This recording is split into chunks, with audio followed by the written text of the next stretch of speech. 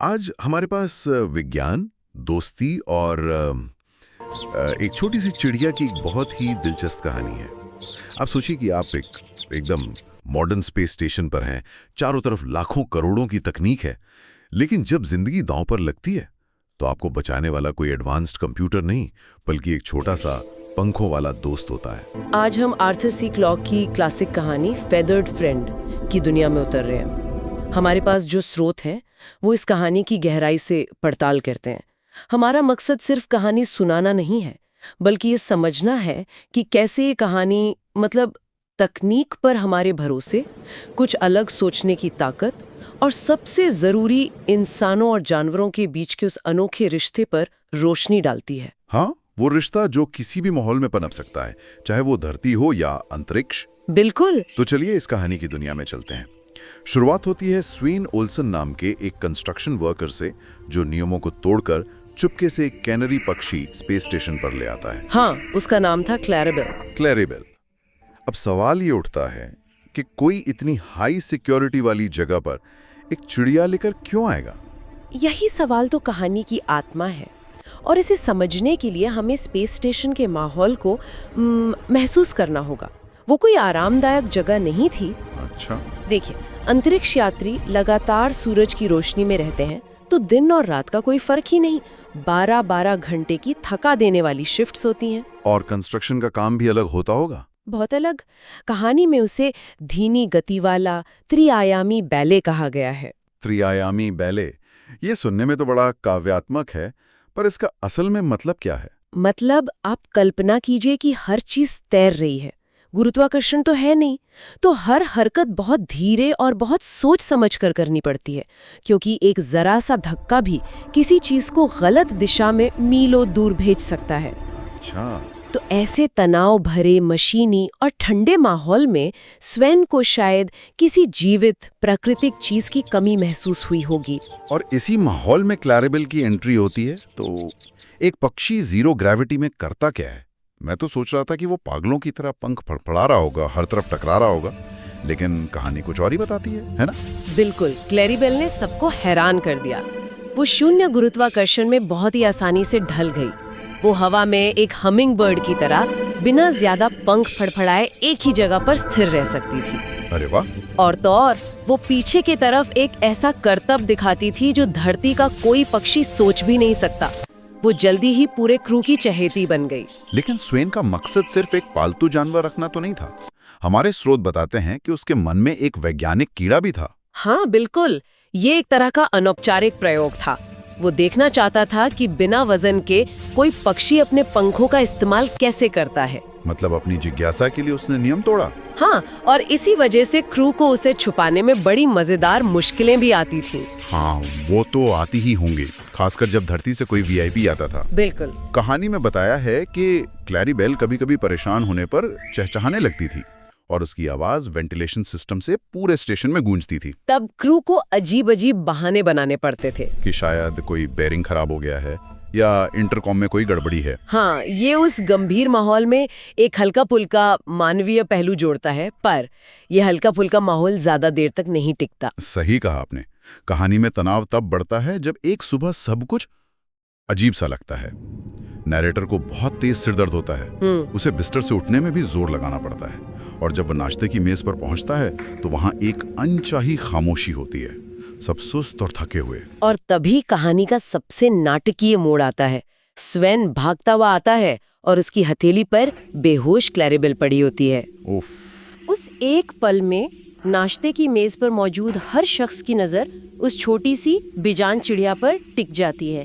कोई चिल्लाता है, उसे ऑक्सीजन दो। हाँ, और वे उसे इमरजेंसी मास्क से ऑक्सीजन देते हैं। वो एक पल के लिए होश में आती है, जोर से चहचहाती है और फिर से बेहोश हो जाती है। और यहीं पर नरेटर के दिमाग की बत्ती जलती है।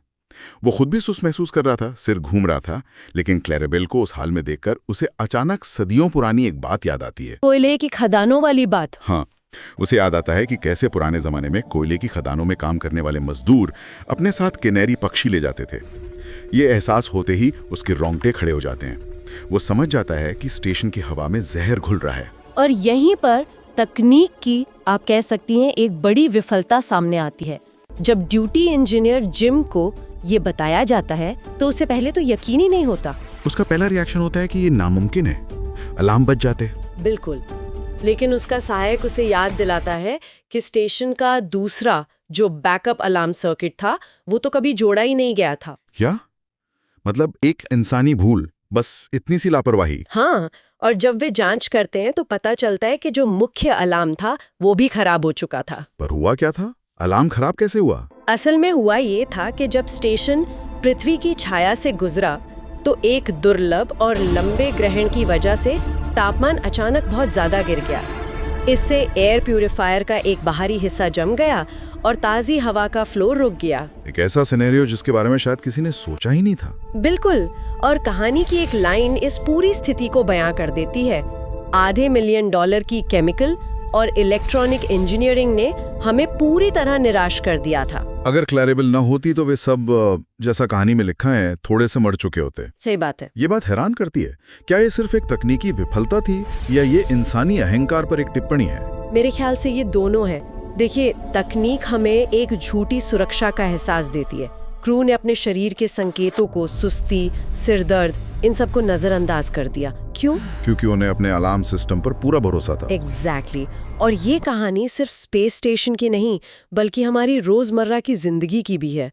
हम गूगल मैप्स पर इतना भरोसा करते हैं कि कभी-कभी अपने आसपास के रास्ते देखना ही भूल जाते हैं। सही है। क्लैरेबेल उस कहानी में एक बायोलॉजिकल अलार्म थी जो किसी भी इलेक्ट्रॉनिक सेंसर से ज्यादा भरोसेमंद साबित हुई। मतलब क्लैरेबेल के बिना वो सब मारे जाते। ये कोयले की खदान में कैनरी वाली कहावत का एकदम सटीक अंतरिक्ष युग का उदाहरण है। और कमाल की बात यह है कि ये सिर्फ एक कहावत नहीं है। हमारे स्रोतों में इसका असली दुनिया से जुड़ाव साफ दिखता है। मतलब ये एक वास्तविक प्रथा थी। सच में मुझे लगा था ये बस एक मुहावरा है। नहीं, 19वीं सदी में ब्रिटेन और अमेरिका की खदानों में किनारी पक्षियों का इस्तेमाल बहुत आम था। यहाँ तक कि अरुणाचल प्रदेश जैसी जगहों पर भी खनिक कार्बन मोनोऑक्साइड जैसी जहरीली गैसों का पता लगाने के लिए इन पक्षियों को अपने साथ ले जाते थे। पर पक्षी ही क्यों? उनमें ऐसा क्या खास है? उनका मेटाबॉलिज्म इंसानों से बहुत तेज होता है और उनकी जो सांस लेने की प्रणाली है वो भी बहुत अनोखी होती है। अच्छा। वे हवा को बहुत तेजी से और कुशलता से प्रोसेस करते हैं। इसका मतलब ये है कि हवा में मौजूद जहरीली गैसें उन पर इंसानों के मुकाबले बहुत बहुत जल्दी असर करती हैं। तो जैसे ही पक्षी बेहोश होता, खनिकों को पता चल जाता कि हवा खतरनाक हो चुकी है और उनके पास बाहर निकलने के लिए बस कुछ मिनटों का ही समय है। ये तो अविश्वसनीय है। और ये सिर्फ पक्षियों तक ही सीमित नहीं है ना? मुझे सबसे ज्यादा हैरान उस जानकारी ने किया कि कई जानवर प्राकृतिक आपदाओं को पहले ही भांप सकते हैं। हाँ, जैसे 2004 की सुनामी से पहले हाथियों का ऊंची जमीन की ओर भागना। ये कैसे मुमकिन है? क्या ये सिर्फ एक संयोग था या इसके पीछे कोई ठोस विज्ञान है? वैज्ञानिक इसे संयोग नहीं मानते, हालांकि इसे साबित करना बहुत मुश्किल है। इसके पीछे कई थियरीज हैं। एक प्रमुख थियरी इलेक्ट्रोमैग्नेटिक तरंगों से जुड़ी है। इलेक्ट्रोमैग्नेटिक तरंगे? हाँ, माना जाता है कि जब भूकंप आने से पहले जमीन के नीचे चट्टानों में भारी तनाव पैदा होता है तो वे अल्ट्रा लो फ्रीक्वेंसी वाली इलेक्ट्रोमैग्नेटिक तरंगे छोड़ती हैं। हम इंसान इन्हें महसूस नहीं कर सकते, पर कई जानवरों के शरीर में शायद ऐसे रिसेप्टर्स होते हैं जो इन तरंगों को पकड़ लेते हैं। तो ये उनके लिए एक तरह का अर्ली वार्निंग सिस्टम हुआ। सही है। बिल्कुल।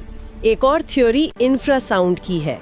भूकंप या सुनामी जैसी बड़ी घटनाएं ऐसी कम फ्रीक्वेंसी वाली ध्वनि तरंगे पैदा करती हैं जिन्हें इंसान नहीं सुन सकते, पर हाथी जैसे जानवर सुन सकते हैं। अच्छा। 1805 में नेपल्स में आए भूकंप से ठीक पहले बैल, भेड़ और कुत्तों के एक साथ चिल्लाने की घटना भी दर्ज की गई थी। प्रकृति के पास अपने अंतर्निहित चेतावनी सिस्टम है जिन्हें हमारी तकनीक अक्सर पकड़ने से चूक जाती है। तो जब हम इस पूरी कहानी और इन असली घटनाओं को एक साथ देखते हैं तो इससे हमें क्या पता चलता है?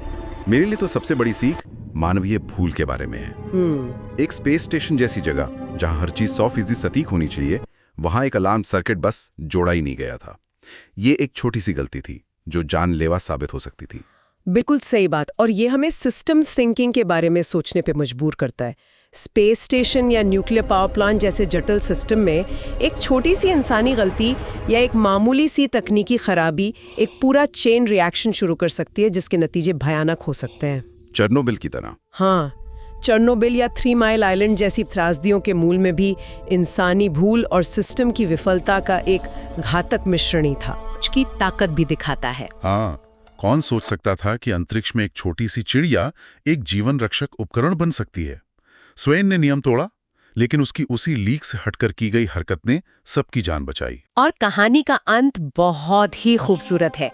क्लैरिबेल की उस घटना के बाद उसे स्टेशन का एक आधिकारिक सदस्य बना लिया गया। अच्छा। हाँ, कहानी के अंत में नरेटर कहता है कि अब अगर आप किसी स्पेस स्टेशन पर किसी पक्षी का गाना सुने तो चौंकिएगा मत। बल्कि इसका मतलब है कि आपकी सुरक्षा दोगुनी कर दी गई है। बिल्कुल। क्लैरिबेल ने यह साबित कर दिया कि वो सिर्फ एक पालतू जानवर नहीं, बल्कि एक जरूरी बायोसेंसर भी थी, एक जीवित सुरक्षा उपकरण। इसीलिए फेदर्ड फ्रेंड यानी पंखों वाला दोस्त शीर्षक एकदम सटीक बैठता है। वो सिर्फ एक पक्षी नहीं थी, वो एक दोस्त थी जिसने उस ठंडे मशीनी माहौल में एक गर्मजोशी भरी और अंत में अपने साथियों की जान बचाकर दोस्ती का हक भी अदा किया। और ये कहानी हमें ये भी दिखाती है कि कैसे इंसानों और जानवरों के बीच का बंधन किसी भी माहौल में पनप सकता है। जब क्लैरिबेल बेहोश हुई तो पूरे क्रू का डर और उसकी जान बचाने की उनकी कोशिश, ये सब उस गहरे रिश्ते को ही दर्शाता है जो उन्होंने उस छोटी सी जान के साथ बना लिया था। तो एक स्पेस स्टेशन पर एक छोटी सी किनारी की ये कहानी हमें एक बहुत जरूरी सबक सिखाती है। ये याद दिलाती है कि कैसे कभी-कभी सबसे सरल, सबसे प्राकृतिक प्रणालियां हमारी सबसे जटिल और महंगी तकनीक को भी मात दे सकती हैं। निश्चित रूप से। इस कहानी में क्लैरिबेल ने एक अनदेखे, अनसुने खतरे से आगाह किया। ये हमें सोचने पर मजबूर करता है कि आज की इस तेज तरार तकनीकी दुनिया में हम और किन प्राकृतिक अलार्म को नजरअंदाज कर रहे हैं। मतलब शायद वो अलार्म प्रकृति में मौजूद हों, ये शायद हमारे अपने शरीर या हमारे अंतर्ज्ञान में, जिन्हें हम अपने स्मार्टफोन और एडवांस गैजेट्स के शोर में सुन ही नहीं पा रहे हैं। Thank you for watching. Please like and subscribe to my channel.